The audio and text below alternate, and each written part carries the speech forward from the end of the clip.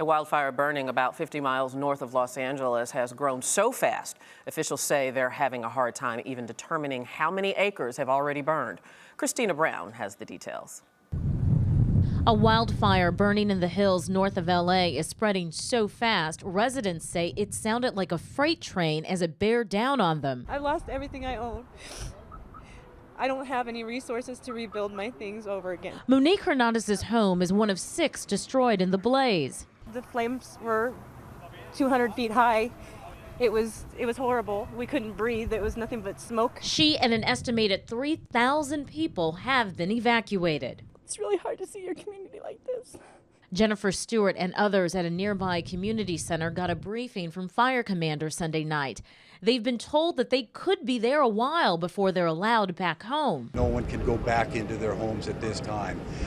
We don't have a time for an expected date or time for repopulation. Crews worked through the night to build protection lines. Officials say the high winds and extremely dry brush are causing havoc. What you're experiencing are a constant 20 to 25 mile an hour wind, what they're facing out of the line, with 40 to 50 mile an hour gusts. Large tankers with flame retardant and helicopters carrying buckets of water joined in the fight. It's a similar story in New Mexico, where a blaze near Santa Fe has grown to 12 square miles. And another fire is burning west of there near Hemis Springs, New Mexico. Christina Brown, Arise America. The remnants of a violent storm that claimed 13 lives in Oklahoma sent punishing winds and torrential downpours to northern New England and a tornado to South Carolina. And there could be more coming. Severe weather is forecast again for the Great Plains, where the search continues for people missing after Friday's series of tornadoes. The tornado that tore through El Reno, Oklahoma, left a trail of death and destruction. Among those killed, 3 veteran storm chasers, including Tim Samaras. That's all that's left of this tornado. He was a respected chaser and researcher who documented storms for outlets like National Geographic. It should never have happened to him. Friends say Samaras, his son Paul, and chasing partner Carl Young died Friday when the tornado took a sudden turn. He wasn't in it to see how close he could get or anything like that. He was there for scientific purposes, always had an escape route. He had one that day. It just got closed off. Samaras' family says his passion was studying storms. If I had to have a way for my brother to die, it would be doing what he did, chasing tornadoes. Officials say the death toll from Friday's violent weather could rise.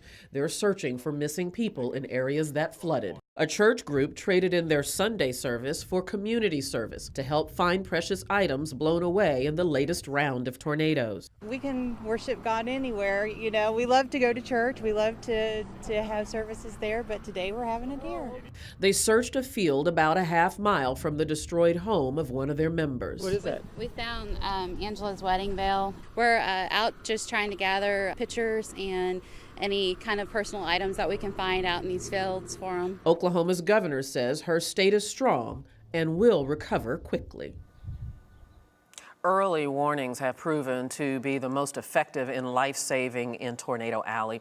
Engineering faculty and students at Oklahoma State University are betting their research in drone technology can save lives. To tell us more about the program, aerospace engineering professor Jamey Jacob is with us via Skype from Stillwater, Oklahoma. Professor Jacob, thank you so much for being here with us. Your technology seems so cool. Tell me exactly what you can learn about a tornado by flying this unmanned aircraft, or as we like to call them, drones, literally into the tornado. Well, what we really want to be able to measure are some of the thermodynamic and meteorological parameters that go into tornado formation. Right now, we still don't have a really good idea about why one storm forms a tornado and one does not. So we really want to get key information that will help forecasters better predict when a tornado is going to form. And tell me a little bit about this aircraft in general. It seems so small. When I saw the video of it, it sort of looked like your garden variety radio control plane that people play with out in the park. How can it withstand the force of the winds of a tornado? Well, actually, it's quite a bit larger than it actually looks on there. That's got about a 15-foot wingspan and weighs upwards of 50 pounds. And really, what the technology that goes into it is primarily all the sensors on board.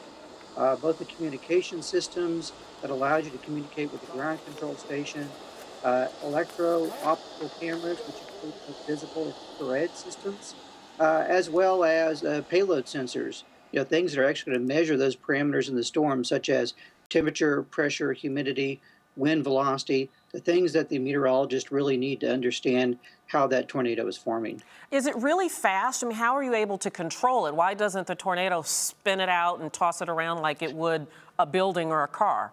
Well, keep in mind the goal here is not actually to fly into a tornado. So, calling it, say, a tornado chaser is really not quite correct. We call it a storm penetrating air vehicle.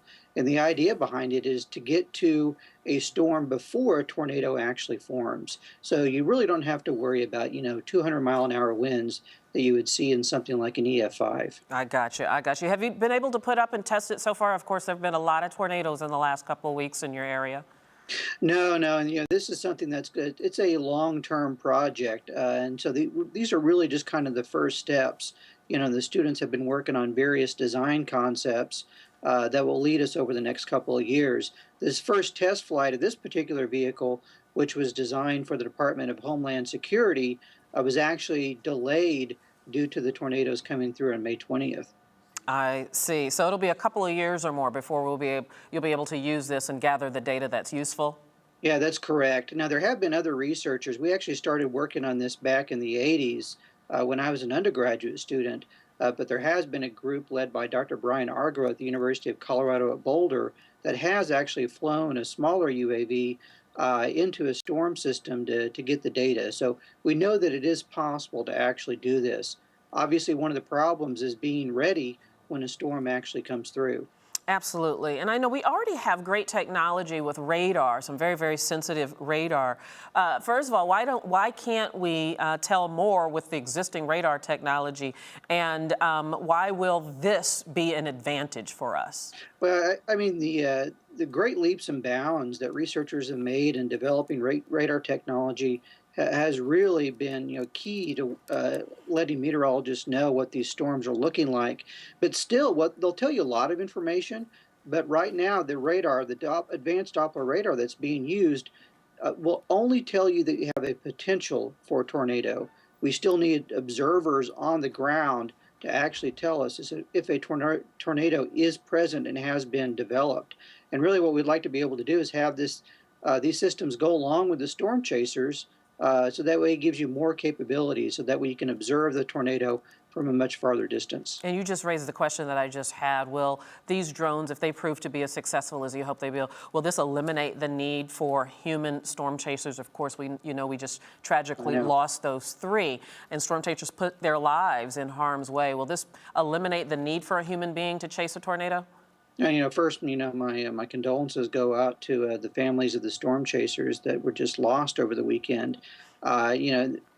It will never eliminate the need for that, but hopefully it will give storm chasers another tool that they can use in their arsenal when they're actually pursuing these storms. Keep in mind, that's a very vital part of the tornado warning system.